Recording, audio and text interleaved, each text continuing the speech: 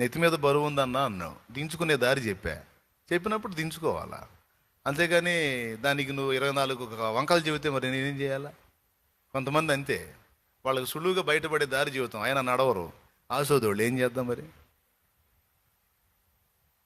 దేవుడు కూడా అంతే, దేవుడి దగ్గరికి వచ్చినప్పుడు నేర్పుతాడు, బాయ్ ఇట్లయితే బాగుపడవు, ఇట్లా చేసుకోరా, నువ్వు బాగుపడతావు, బయటపడతావు, ప్రయోజకుడు అవుతావు, ప్రయోజకురాలు అవుతావు అమ్మాయి అని దేవుడు చెప్తాడు. వాక్యంలో చెప్తాడు, వాక్యం చదివితే చెబుతాడు, మోకాళ్ళు వేసి ప్రార్థన చేసి కనిపెడితే మాట్లాడతాడు. దేవుడు పాపం మా మహారాజు ఆయన చెబుతాడు. అయితే ఆయన మాటలను అందిపుచ్చుకొని నడవటం నేర్చుకోవాలి. ఇప్పుడు నేనున్నానండి, నేను అన్ని రకాలు చూసా. తాగుడు తెలుసు నాకు, సిగరెట్, అన్ని చెడుతనం అంతా తెలుసు. నేను విచిత్రం అదే, మరి నాకు ఎందుకో నాకు అర్థం కాలేదు. మరి 15 ఏళ్ల ప్రాయానికే చెడుతనం అలవాటైంది. 15 ఏళ్ల ప్రాయానికి 20 సంవత్సరాలు వచ్చేటప్పటికి 5 సంవత్సరాలలో రకరకాల అనుభవాలన్నీ చూశాను. అంటే లోకం ఎలా ఉంటుంది, లోకంలోని వికృతత్వాలు ఎలా ఉంటాయి, వ్యసనాలు ఎలా ఉంటాయి, వాటి బానిసత్వం అనేది ఎలా ఉంటుంది అనేది కొంచెం అవగాహన కల్పించాడు నాకు తండ్రి. అంటే ఆయనే నేర్పాడని కాదులే, కానీ త్రోవ తప్పి నేను తిరుగుతున్నప్పుడు అలా మౌనంగా ఉన్నాడనమాట. ఆయన మౌనంగా ఉన్న టైంలో ఇవన్నీ అనుభవాలు చూసా. ఇక పట్టుకున్నాడు. 20-21 కల్లా ఇంక రారా అబ్బాయి పెళ్ళి కూడా కదా అని పట్టుకున్నాడు. స్తోత్రం. నాకు ఊహ తెలిసింది మొదలుకొని దేవుడు నా జీవితంలోనికి ప్రవేశించి ఇక ఆయన తన చిత్తాన్ని బయలుపరిచిన దాకా 5 ఏళ్లకు ఊహ తెలిసింది కదా, కనీసం 4 ఏళ్ళకి. నాకు 3 సంవత్సరాల ప్రాయం నుంచి కూడా ఉన్న అనుభవాలు గుర్తున్నాయి వింతగా. కనీసం 4 ఏళ్ల ప్రాయంలో కొన్ని జరిగిన సంఘటనలు గుర్తున్నాయి. ఏదో విచిత్ర జీవితం నాది. దేవునికి స్తోత్రం. నేను చెప్తున్నాను కదా, 20-21 సంవత్సరం ప్రాయం వచ్చేసరికి లోకంలో ఉన్నటువంటి దరిద్రగొట్టు విషయాలు చాలా వరకు నేను ఎరుగున్నాను.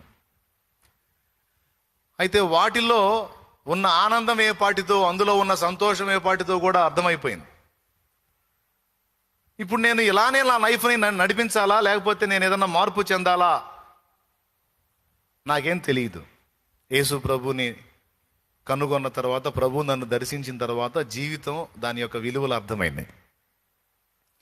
అప్పుడు నేను మొదట చేసుకున్న తీర్మానం ఏంటంటే, నాకు తెలియక ఇప్పటిదాకా ఎట్టబడితే ఎట్లా నడిచా, నా మనసుకు తోచినట్టు, నా తోటి స్నేహితులు వాళ్ళ వీళ్ళని చూసి వాళ్ళ ఆలోచనల ప్రకారం, లేదా నా బుర్రకు తోచినట్టు నేను నడిచా. కానీ ఇక నుంచి అలా కాదు. ఇక నుంచి నేను యేసు ప్రభు బిడ్డనయ్యాను గనుక ఆయన ఎలా చెబుతున్నాడో అలాగే నడవాలి.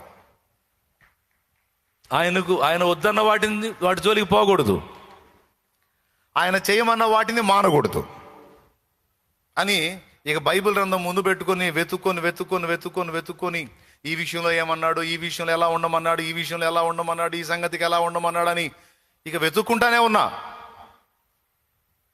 ఇంకదే పరిశీలన, అదే నా కొలబద్ద, అదే నా దిక్సూచి.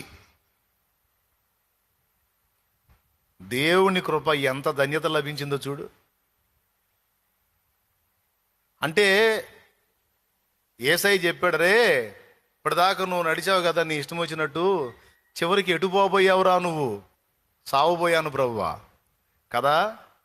అంటే ఆఖరికి నీ సమాజానికి కాదు, నీ ఇంటి వారికి కాదు, ఆఖరికి నీకే ప్రయోజనకరంగా నువ్వు లేవు.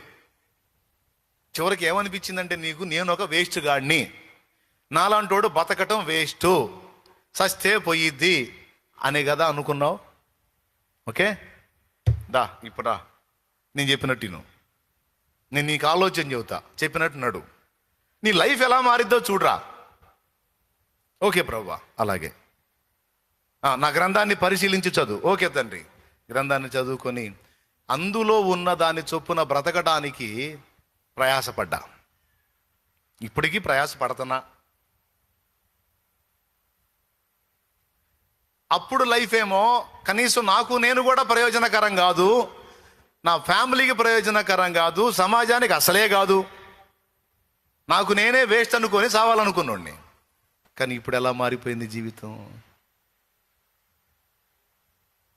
అంటే దేవుడు ఆయన చేతుల్లోకి తీసుకొని నేను చెప్పినట్టల్లా ఇనుబెట, నువ్వేం ఇబ్బంది పడొద్దురా, మొత్తం నేను చూసుకుంటా. ఓకే, నువ్వు వేస్ట్ ఫెలో కదా, నీ ఫీలింగ్ నీకు అదే కదా, ఓకే, నీ ఫ్యామిలీ ఫీలింగ్ కూడా అదే కదా నీ విషయంలో, వీడు వేస్ట్ గాడని. ఓకే రైట్, అవి గుర్తుపెట్టుకో. నేను చెప్పినట్టు నువ్వు నడు, నువ్వు వేస్ట్ గాడి ఎలా అవుతావో నేను చూస్తా. దేవునికి మహిమ కలుగును గాక. నువ్వు పనికి రానోడి, పనికి మానోడి ఎట్లా అవుతావో నేను చూస్తా.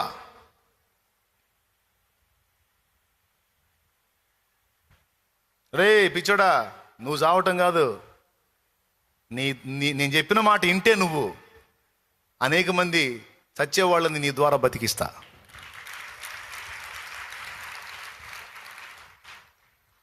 మా పిచ్చిదానా, నువ్వు చావటం కాదు పిచ్చిదానా, నేను చెప్పిన మాట విని నీ జీవితాన్ని నా చేతికి అప్పగించుకొని నా చిత్త ప్రకారం నువ్వు నడవగోరితే పిచ్చిదానా, అనేక మంది చచ్చేవాళ్ళని బ్రతికించేటట్టు చేస్తాను నిన్ను.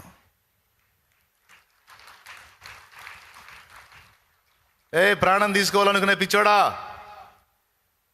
పిచ్చోడా, నేనున్నాను రా బాబు, నేనున్నా.